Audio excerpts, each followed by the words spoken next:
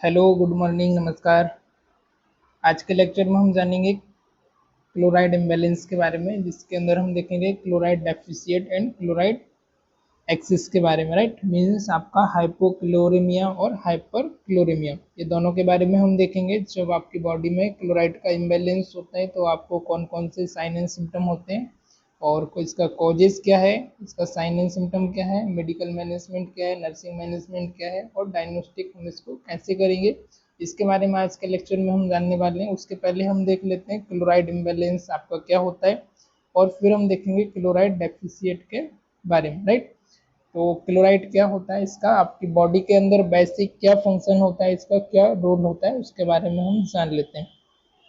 तो क्लोराइड का आपकी बॉडी में नॉर्मल अमाउंट से एक्सेस होना या फिर आपकी ब्लड के अंदर कम होना, या तो फिर एक्सेस होना या फिर आपके ब्लड सीरम के अंदर क्लोराइड का कम होना, it is known as the chloride imbalance. Right, या तो फिर ये नॉर्मल रेंज से ज़्यादा हो सकता है, एलिवेटेड हो सकता है, इंक्रीज हो सकता है, या फिर अदर एक कम भी हो सकता है, डिक्रीज हो सकता है। यदि ये इंक्रीज होता है, ज़्यादा होता है, मोर देन आपका नॉर्मल रेंज, तब हम इसको बोलते हैं हाइपर क्लोरेमिया। यदि ये डिक्रीज होता है, डेविएटेड होता है, तब हम इसको बोलते हैं हाइपोक्लोरेमिया। राइट, तो आपका जो क्लोराइड होता है इसका इसेंशियल आपका एनायन होता है आपकी बॉडी के अंदर, इसका इंपॉर्टेंट रोल होता है जैसे कि आपका फ्लूइड वॉल्यूम को रेगुलेट करने के लिए, जैसे कि न्यूट्रिएंट हो गए आपके, है ना। ये सेल्स के अंदर ज़्यादातर ये आपका एक्स्ट्रा सेल्यूलर स्पेस में पाया जाता है और ज़्यादातर ये कहाँ पर फाउंड होता है, एक्स्ट्रा सेल्यूलर स्पेस में, इंटरस्टिशियल में और आपके लिम्फ फ्लूइड के अंदर ज़्यादातर ये प्रेजेंट होता है। इसका मेन फंक्शन जैसे कि आपका लीवर का जो म्यूकोसा है इससे भी ये सीक्रेट होता है हाइपोक्लोरिक एसिड, और हाइपोक्लोराइड आपकी लीवर की आपकी स्टोमक की म्यूकोसा से सीक्रेट होता है, जो कि फर्दर डाइजेशन में भी सपोर्ट करता है, डाइजेशन के लिए भी आपकी हेल्प करता है और आपकी कंडक्टिव डाइजेशन में और एंजाइम एक्टिवेशन में भी इसका रोल होता है। तो ओवरऑल देखा जाए तो ये आपका इसेंशियल आपका एलिमेंट है आपकी बॉडी के अंदर, जो कि इंपॉर्टेंट इसका फंक्शन होता है। किसके लिए इसका फंक्शन होता है, regulate amount of the fluid, आपके जो फ्लूइड है उसके अमाउंट को रेगुलेट करता है, आपके पीएच को मेंटेन करके रखता है, आपके मेटाबॉलिज्म में भी हेल्प करता है, सीक्रेट होता है आपके स्टोमक की म्यूकोसा से, जैसे कि आपका हाइपोक्लोरिक हो गया, क्लोराइड हो गया, है ना। ये सारे इसके अंदर क्या होता है, आपका क्लोराइड होता है। राइट, चलिए तो अभी हम देख लेते हैं आपका introduction of the chloride deficit. यदि आपकी बॉडी के अंदर क्लोराइड कम होता है, डेफिशिएट होता है, तो उस केस में आपको उसका डेफिनेशन क्या है, उसके कॉजेस क्या है, उसके साइन सिम्टम क्या है, डायग्नोस कैसे करोगे और फाइनली आप उसे मैनेज कैसे करोगे, ये पॉइंट के बारे में आज के लेक्चर में हम ओवरऑल डिस्कस करने वाले हैं। So let's start. राइट, तो फर्स्ट वन हम देखेंगे इसका डेफिनेशन क्या होगा, इसका इंट्रोडक्शन क्या होगा। तो chloride deficient also known as hyperchloremia especially refer to insufficient level of chloride ion in the blood. Right, chloride ion का आपके ब्लड के अंदर कम होना, डिक्रीज होना, डेफिशिएंसी होना, डेफिशिएट होना, it is known as the chloride deficient. Right, जैसे कि आपका हाइपोक्लोरेमिया, इन मेडिकल टर्म में हम बोलेंगे इसको हाइपोक्लोरेमिया। हाइपो मीन्स कम होना, क्लोरेमिया मीन्स आपका क्लोराइड का कम होना। Right, more than less than normal amount. Normal amount इसका कितना है, 96 to 106 milliequivalent per litre, 96 से लेकर 106 मिली इक्विवेलेंट पर लीटर में इसका नॉर्मल रेंज है। इससे कम होना, इससे डेफिशिएट होना, इस टर्म को हम बोलते हैं हाइपोक्लोरेमिया। ओके, अब इसकी डेफिनेशन आ जाती है। Chloride deficit occur when the concentration of chloride ion in the blood fall below the normal range. This is typically between 96 and 106 mg milli equivalent per liter. Right, तो अब यहाँ पर भी वही बताया जा रहा है कि आपके जो कॉन्सेंट्रेशन है ब्लड के अंदर इसका कम होना, नॉर्मल रेंज से फॉल हो जाना, नॉर्मल रेंज से डिक्रीज होना। दिस इज टिपिकली कितना हो सकता है, जो कि बिटवीन आपका जो इसका रेंज है 96 से लेके 106 तक, इसके बिलो आ जाना, इसके कम आ जाना, इसको हम बोलते हैं हाइपोक्लोरेमिया। राइट, अब इसके कॉजेज किस कारण से ये आपका कम हो सकता है उसके बारे में अब यहाँ पर हम बात करेंगे। तो फर्स्ट आ जाएगा आपका प्रोलॉन्ग वॉमिटिंग और डायरिया, है ना। आपको लंबे समय से वॉमिटिंग हो रही है, आपको अनट्रीटेड आपको डायरिया है, वॉमिटिंग है ना, मोर देन आपका 15 डेज हो गया, 1 मंथ हो गया, 2 मंथ इवेंट भी आपको हो सकता है। Leading cause to gastric secretion rich in the chloride. Leading cause, इसका रूट कॉज क्या हो सकता है आपका, लीडिंग कॉज में आपका गैस्ट्रिक का जो सिक्रेशन है वो आपका गैस्ट्रिक में क्लोराइड का रिच सिक्रेशन होना है ना, leading to sorry loss of gastric secretion in rich chloride, chloride का आपका कम सीक्रेट होना आपके गैस्ट्रिक की म्यूकोसा से, इस रीजन की वजह से भी आपको हाइपोक्लोरेमिया हो सकता है। आए इतना समझ।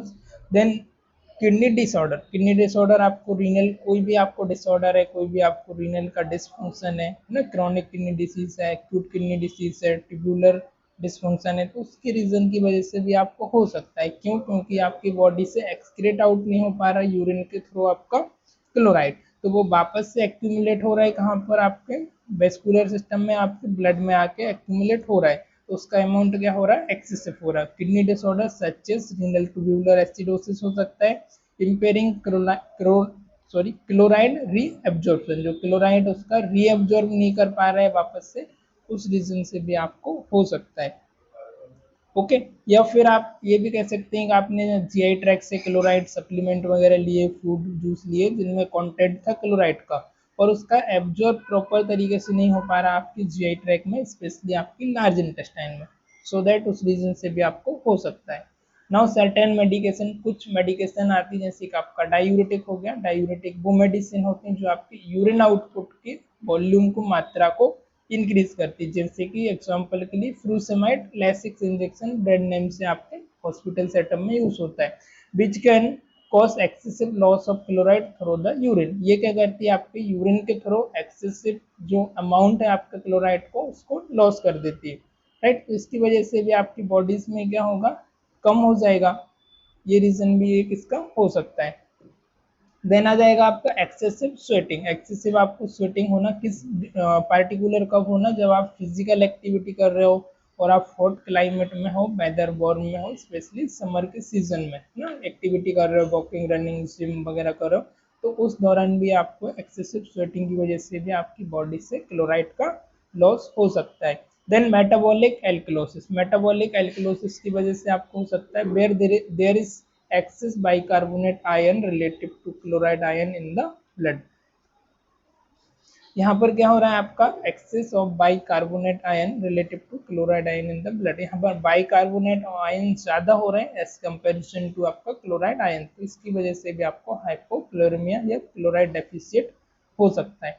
अब हम बात करेंगे इसके क्लिनिकल मैनिफेस्टेशन, मीन्स आपको साइन एंड सिम्टम क्या होंगे, क्या आपको लक्षण होंगे तब आपकी बॉडी के अंदर क्लोराइड का डेफिशिएट होगा, राइट। सो यहाँ पर फर्स्ट आ जाएगा आपका weakness and fatigue due to the electrolyte imbalance affecting muscles function. क्या हो सकता है, आपको वीकनेस हो सकती है, कमजोरी हो सकती है, थकान हो सकती है, ड्यू टू क्यों, electrolyte imbalance affecting the muscles function. अब आपकी बॉडी के अंदर इलेक्ट्रोलाइट का इम्बैलेंस हो रहा है, चूंकि आपके इलेक्ट्रोलाइट इम्बैलेंस में आता है क्लोराइड का इम्बैलेंस हो रहा है, क्लोराइड डेफिशिएंट हो रहा है, तो ऑब्वियसली बात थी कि आपके मसल्स के कॉन्ट्रेक्शन रिलैक्सेशन में भी और सेलुलर एक्टिविटी में भी हेल्प करता है, तो इसके अफेक्ट होने की वजह से आपकी मसल्स पर भी अफेक्ट पड़ेगा। फिर muscles cramps and spasm specially in the leg and abdomen, आपकी स्पेशली एब्डोमेन की मसल्स में, एनीवे कहीं पर भी हो सकता है पर स्पेशली लेग्स में और एब्डोमेन की मसल्स में आपको क्रैम्प्स आना, ऐठन आना, मरोड़ आना, it is muscles spasm. Then अगला आ जाएगा आपका dehydration, dehydration as chloride imbalance often occur alongside alteration in sodium and water level. क्या होना, डिहाइड्रेशन होना आपको, chloride imbalance often occur alongside alteration in the sodium and water. अब इसकी वजह से आपका सोडियम हो गया, वाटर हो गया, H2O हो गया, इसके इनटेक में भी आपको क्या हो रहा है, एलोंग इसके साथ साथ आपको अफेक्ट हो रहा है, तो इसी रीजन की वजह से आपको डिहाइड्रेशन भी आपको हो सकता है। देन इरेगुलर हार्ट बीट और arrhythmias due to the electrolyte disturbance affecting cardiac function. अब हमने देखा कि आपकी मसल्स की एक्टिविटी है, कॉन्ट्रेक्शन और रिलैक्सेशन में भी हेल्प करता है, स्केलेटल मसल्स हो गया, स्मूथ मसल्स हो गया, और इवन आपका कार्डियक मसल्स में भी। अब यहाँ पर बात आ रही है आपकी कार्डियक मसल्स कार्डियक एक्टिविटी में भी हेल्प करता है, तो यदि इसका बैलेंस इम्बैलेंस हो रहा है, मीन्स ज़्यादा हो रहा है या कम हो रहा है, तो आपकी कार्डियक एक्टिविटी पर भी ये अफेक्ट करेगा। तो इरेगुलर आपका हार्ट बीट होना, अरिथमिया होना, डिसअरिथमिया होना, ये भी आपका यहाँ पर हो सकता है। देन अभी हम बात करेंगे डायग्नोस्टिक एवेल्युएशन के बारे में। अब आप इसे कैसे डायग्नोस करोगे, कौन कौन से वो लेबोरेटरी टेस्ट हैं, फिजिकल एग्जामिनेशन है, ब्लड टेस्ट है, इमेजिंग है, वो आप कराओगे। तो फर्स्ट वन आ जाएगा आपका ब्लड टेस्ट, जिसमें आपको मेजर करना है क्लोराइड लेवल का ना। इलेक्ट्रोलाइट आप करा सकते हो, कंप्लीट ब्लड काउंट करा सकते हो, रीनल फंक्शन टेस्ट यहाँ पर आप करा सकते हो, क्रिएटिन करा सकते हो, बिलिरुबिन और नाइट्रोजन टेस्ट आप यहाँ पर करवा सकते हो, राइट। और तो देख लेते हैं हम यहाँ पर। फर्स्ट आपको क्या करना है, ब्लड टेस्ट कराना है, जिसके अंदर आपको इलेक्ट्रोलाइट और ब्लड टेस्ट, आपको इसके अंदर क्लोराइड का मेजरमेंट करना है। आपका क्लोराइड यदि 96 के बिलो आ रहा है तब आपको हाइपोक्लोरीमिया वहां पर है। फिर evaluation of the renal function through the test such as serum creatine and blood urea nitrogen. आप कंप्लीट रीनल फंक्शन टेस्ट करा सकते हो, आरएफटी करा सकते हो, या फिर आप creatine and blood urea nitrogen भी टेस्ट रीनल का करा सकते हो, जिसमें फाइंड आउट कर सकते हो कि आपका इसका कॉजेस क्या है। अंडरलाइंग कॉजेस को फाइंड आउट करने के लिए आप अदर फिजिकल एग्जामिनेशन कर सकते हो, टोटल हिस्ट्री कलेक्ट कर सकते हो, इंक्लूडिंग असेसमेंट, जैसे वॉमिटिंग हो रहा है, डायरिया है, एक्सेसिव स्वेटिंग तो नहीं है, पेशेंट वर्कआउट क्या करता है ना, पहले से उससे कोई डिसीज तो नहीं है ना, अंडरलाइंग कॉजेस क्या है उसको फाइंड आउट करने करके फिर उसका इवेल्युएट करने के बाद उसका डायग्नोस हो गया हमारा, फिर उसको ट्रीटमेंट देना, राइट। तो आप इसके वॉमिटिंग डायरिया वगैरह भी कर सकते हो कंप्रीहेंसिव उसका एग्जामिनेशन करके। देन अभी हम बात करेंगे मैनेजमेंट के बारे में। अब हमको फाइंड आउट हमने कर लिया, अब हम इसको कैसे मैनेज करेंगे, इसमें हमारा क्या रोल रहेगा मेडिकल का, देन नर्सिंग का। तो फर्स्ट वन आ जाएगा treating the underlying cause of the chloride deficit. जो आपका क्लोराइड डेफिशिएट है उसका रूट कॉज क्या है, उसका अंडरलाइंग कॉज क्या है, रीनल से हो रहा है, गैस्ट्रिक से हो रहा है, या एनी अदर एसोसिएटेड डिसीज से, तो उसको आपको ट्रीट करना है फर्स्ट वन। देन आपको सिम्टोमेटिक ट्रीटमेंट करना है, जैसे कि वॉमिटिंग हो गया, डायरिया हो गया, और एडजस्टिंग मेडिकेशन ना, ये सारी चीजें आपको करना है। Administration of the intravenous chloride to restore electrolyte imbalance. Electrolyte आप करेक्शन दे सकते हो, एडमिनिस्ट्रेशन कर सकते हो आप क्लोराइड का, जिससे कि आपका वापस से करेक्ट हो जाए इसका क्लोराइड का, है ना। देन आप क्या करोगे, monitoring electrolyte level closely and adjusting treatment accordingly. आपको मॉनिटर करना है आपका इलेक्ट्रोलाइट लेवल्स का, इलेक्ट्रोलाइट आपका ट्रेस करना है, लेबोरेटरी रिपोर्ट क्या आ रही है कितना, है ना। तो एक्सेसिव भी नहीं होना है, सिर्फ उसका करेक्शन करना है आपको, जितना अमाउंट में रिक्वायरमेंट है उतना आपको इंट्रोड्यूस करना है। मॉनिटरिंग इलेक्ट्रोलाइट लेवल क्लोजली, ये हो गया। collaboration with the healthcare professionals such as nephrologists, gastroenterologists, and comprehensive management of underlying condition।